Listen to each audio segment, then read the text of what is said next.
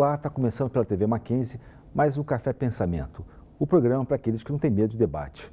Hoje nós temos aqui a presença do professor Antônio Brito, do CCSA, aqui da nossa Universidade Presbiteriana Mackenzie.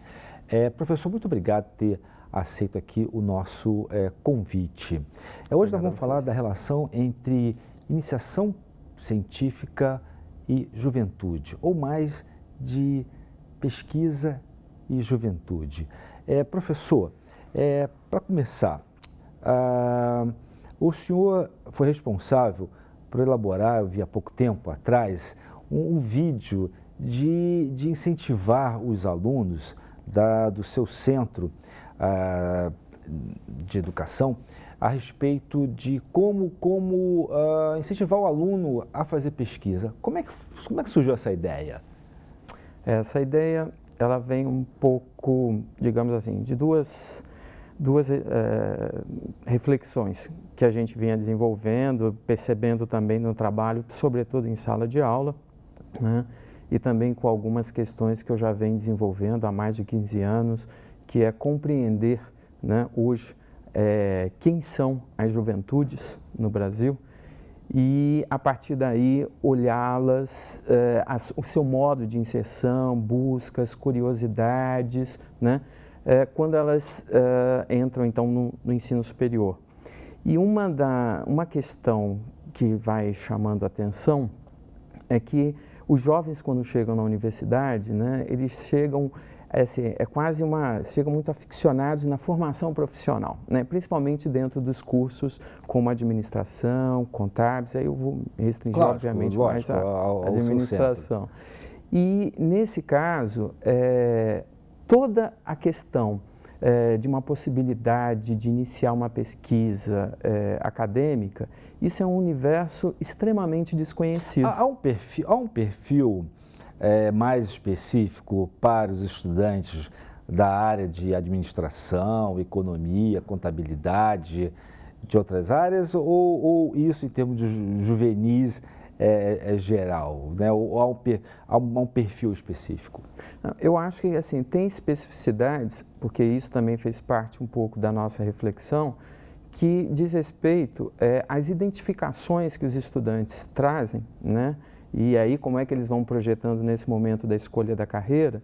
Então, realmente são histórias de vidas, são relações familiares, comportamentos, valores diferentes. Então, eu posso, pelo menos hoje, com tranquilidade, dizer, o aluno que procura, por exemplo, psicologia, né, ele tem um outro campo de identificação e, às vezes, né, isso também, ele já sabendo da profundidade, da necessidade de uma formação profunda, de um maior tempo, né, com que ele vai lidar com a psique, a subjetividade humana, então, há uma certa disposição para pensar para além de uma formação profissional mais rápida do que seria no caso da administração. Uhum. E, geralmente, os estudantes de administração, e aí eu acho que também a gente não pode generalizar para economia e para contábeis, mas o estudante de administração, dá para a gente afirmar que 80% dos que chegam, eles vêm, extremamente indecisos. Aliás, tem um alto grau de indecisão. Eles costumam dizer... também cada vez mais eles estão entrando novos na universidade, né? Há uma exigência muito grande, há um peso muito grande na juventude, né? Que já tem que escolher, que já tem que fazer isso, já tem que fazer aquilo. Então, talvez eu acho que esse, entre aspas, está um pouco perdido, é normal, né? Ou não? Pois é normal se nós considerarmos normal essa pressão que ela muitas vezes, nas narrativas dos estudantes, chegam em caso de família ou da própria sociedade, ela quase que funciona como um elemento de coerção. Você tem que fazer uma universidade para ser alguém na vida, né? Óbvio que uma questão é quando a necessidade me leva a isso. A outra questão, né, é quando eu, por exemplo, eu não preciso fazer agora, eu posso ir para o mercado de trabalho, viver experiências. Por exemplo, eu tenho dúvida, e acontece muito isso, não sei se eu vou fazer direito ou não.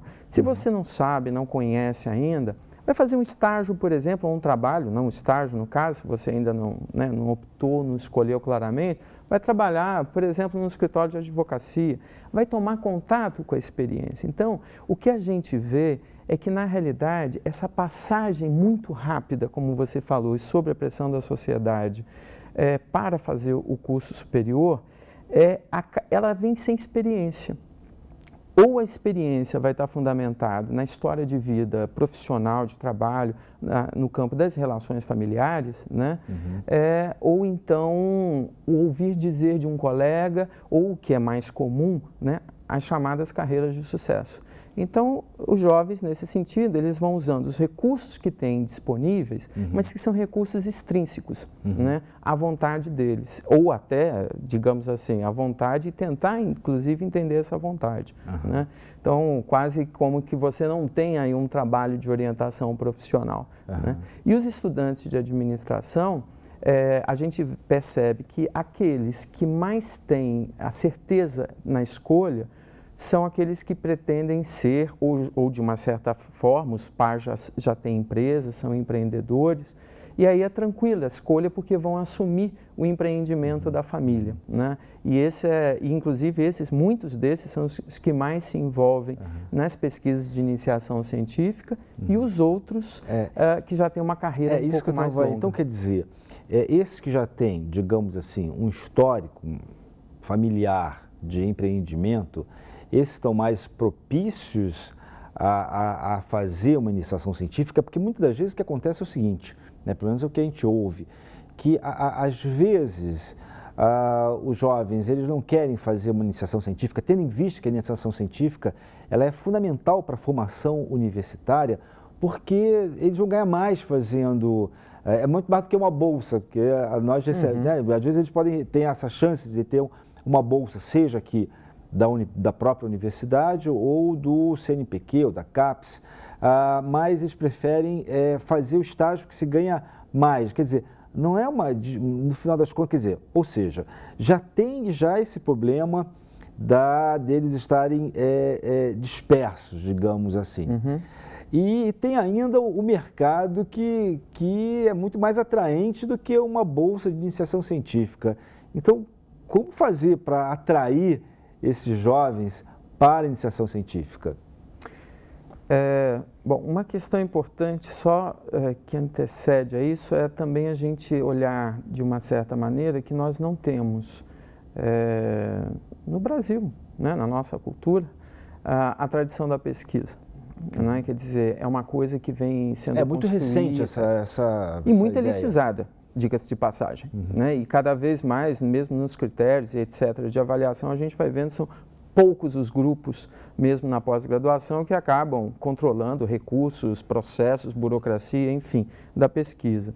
Então, de uma certa maneira, uma questão importante é que a gente parte da visão de que a iniciação científica é uma forma de você ampliar, eu não quero dizer popularizar por causa do termo, mas também é um pouco isso, de se fazer a pesquisa científica ser mais conhecida entre os estudantes.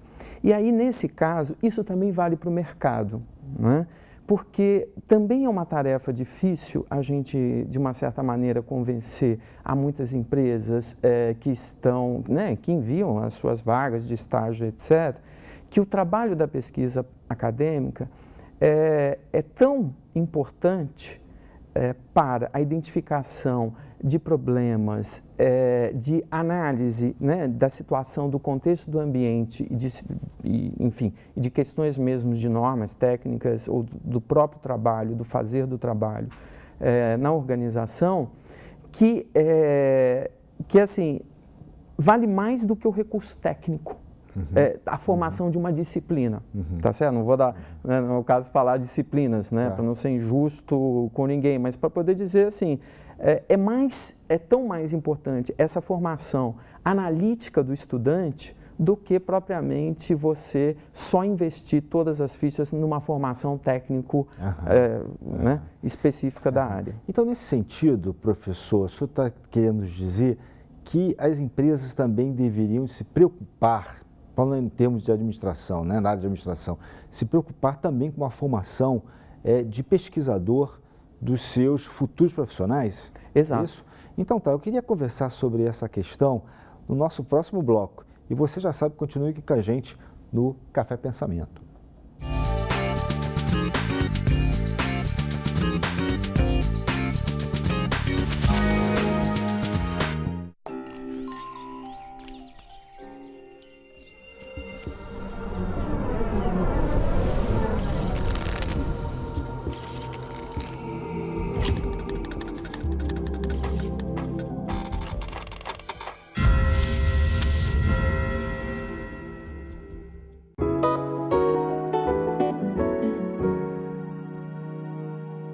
Meu nome é Sérgio Riso, eu sou professor e jornalista, 45 anos. O livro que eu recomendo é A Fogueira das Vaidades, de Tom Wolfe, sobretudo para estudantes e profissionais de jornalismo, mas também para todos os interessados em compreender um pouco melhor o significado de Nova York para a cultura ocidental do final do século XX.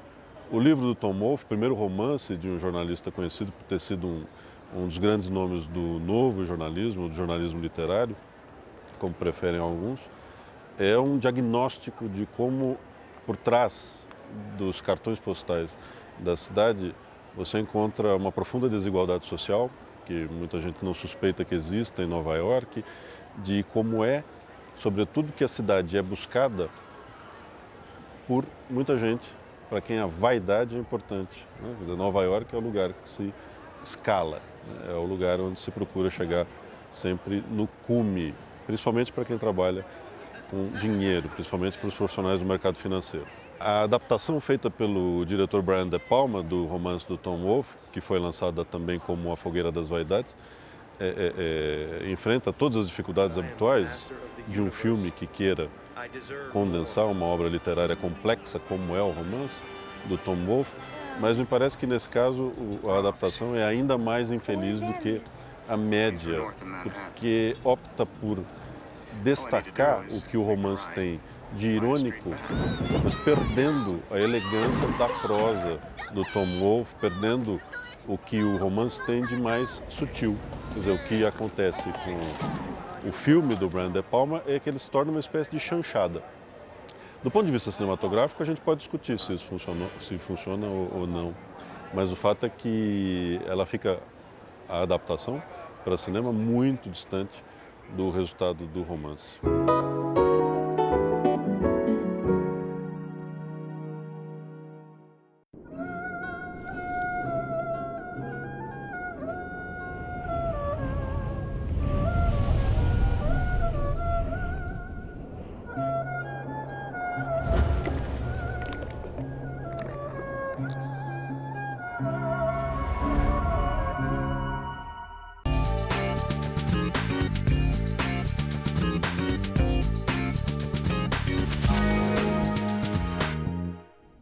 Estamos de volta ao Café Pensamento, hoje aqui com o professor Antônio Brito.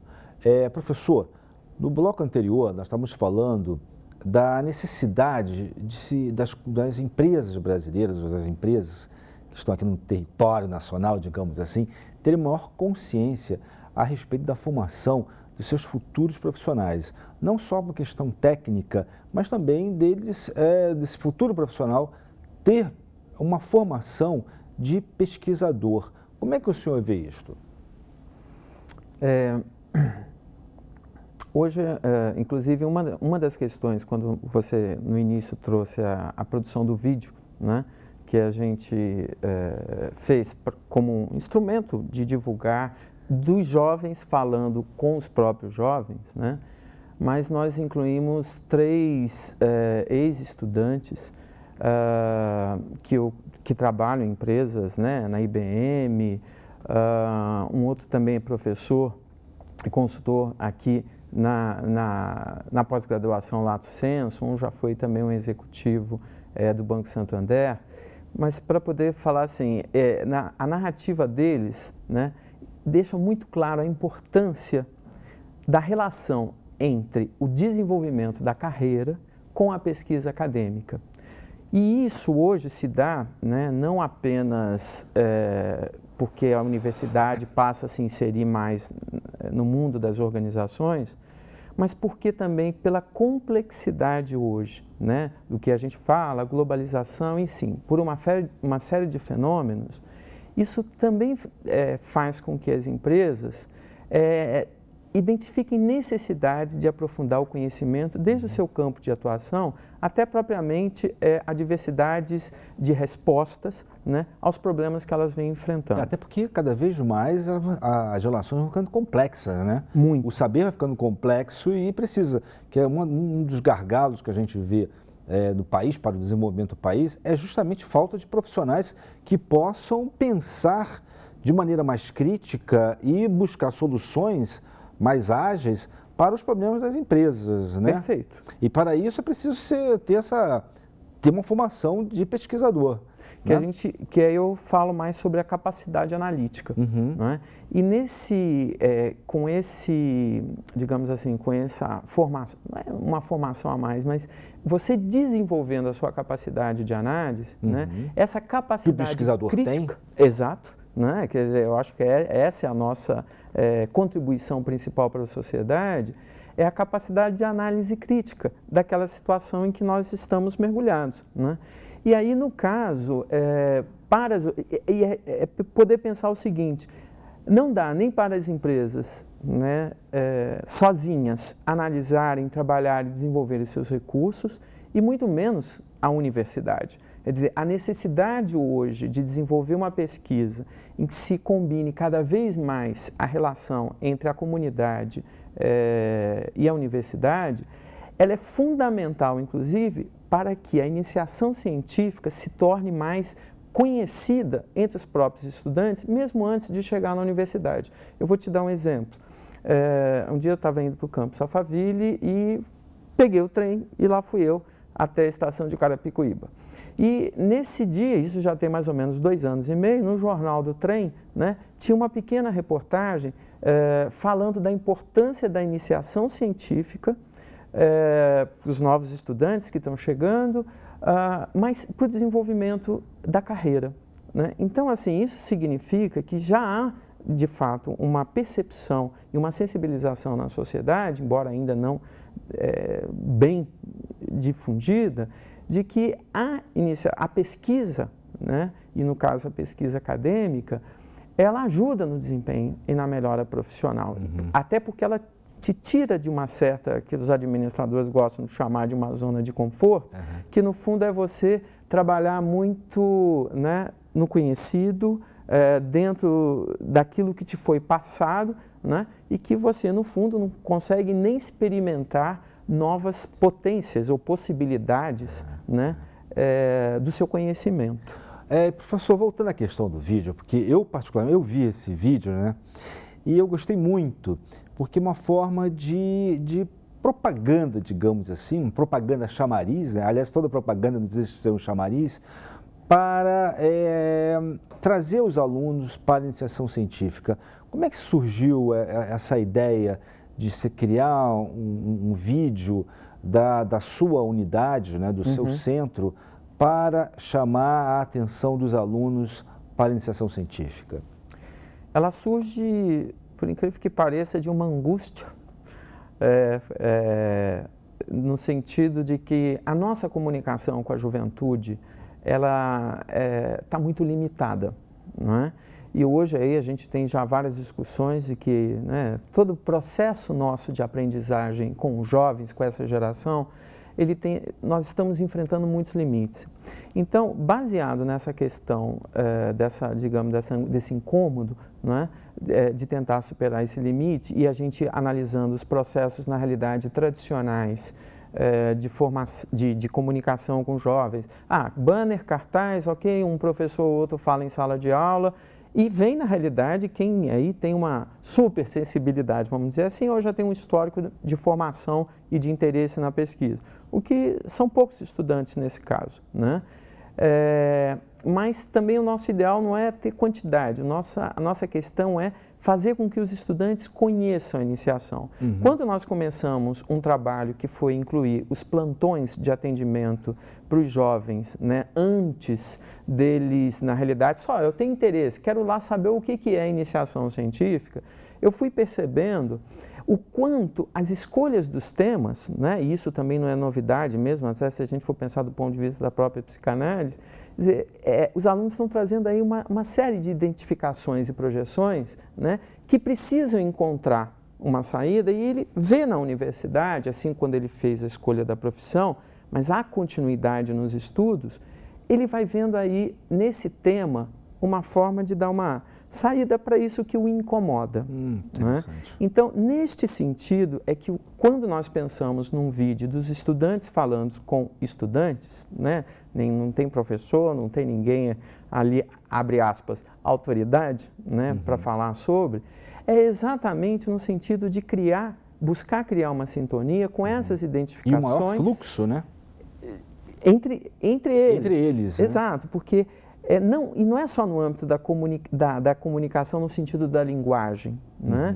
Mas também poder pensar no sentido de que aquelas coisas que ele está me falando pode dizer respeito a algumas isso outras... Você estava falando, esses anseios que às vezes que ele tem, né, que ele está trazendo, quando a fala do outro pode contribuir no sentido de até esclarecer esses anseios, né? O que são esses anseios, né? Então, acho que é interessante, né? Quer dizer, não é só uma questão de simples formação acadêmica, mas também de formação humana, não? Com certeza.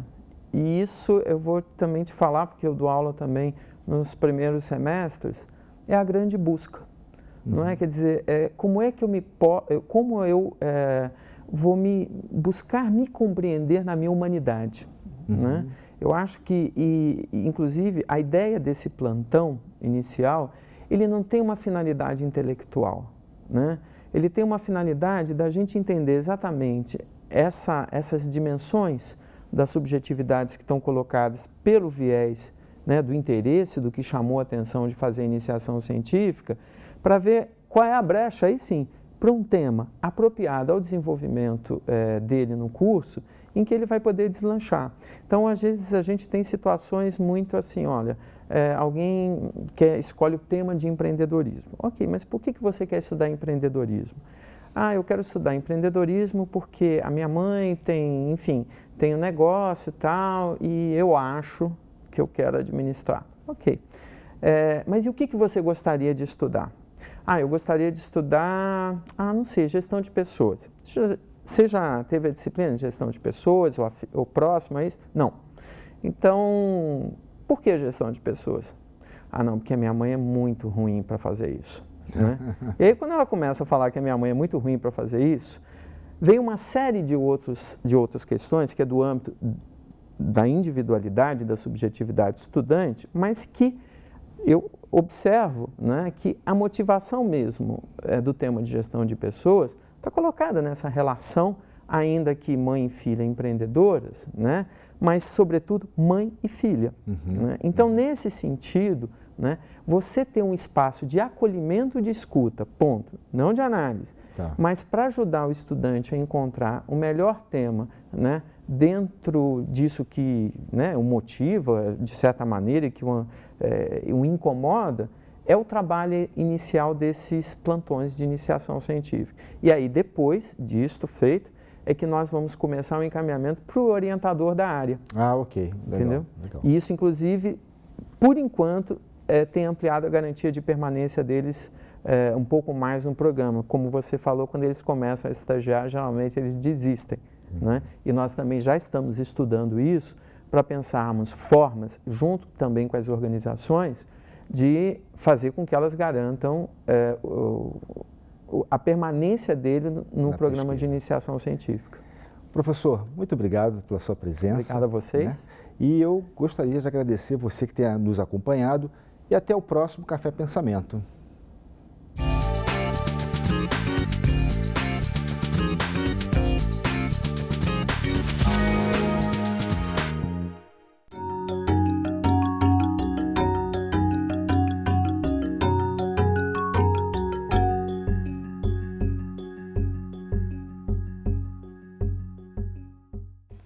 Eles vivem nas cidades, voam e adoram sujar nossos carros. Mas não é só isso. Os pombos têm algumas características bastante curiosas.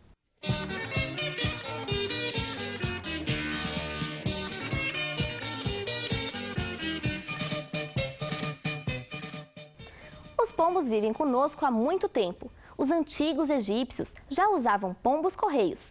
E conta-se que Ramsés III anunciou sua chegada ao Egito dessa forma. Muito tempo depois, na década de 70, os pombos conseguiram outro emprego: espiões secretos. Ou quase isso.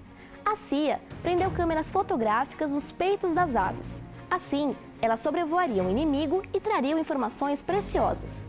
O problema é que as câmeras eram pequenas, mas um pouco pesadas. Após um tempo, os pombos se cansavam e desistiam de voar. Voltavam para casa a pé mesmo. Apesar do episódio vergonhoso, os pombos são ótimos soldados. Na Primeira Guerra Mundial, um pombo francês ganhou condecorações por bravura. Isso porque o bichinho entregou 12 mensagens importantes apesar dos ferimentos. Já que ser espião não deu certo, o jeito foi procurar outro emprego: jornalista. Paul Reuter, fundador da agência de notícias Reuters, usava pombos para que as notícias viajassem rapidamente entre Bruxelas e Aachen. Claro que esse emprego não durou muito com a invenção do telégrafo. Desempregados sobrou apenas uma opção para as pobres aves: se tornarem bússolas. Tá, essa parte é mentira, mas você sabia que os pombos se orientam pelo campo magnético da Terra? Pois é, apesar deles serem considerados pragas urbanas, os pombos são mais prendados do que você imaginava.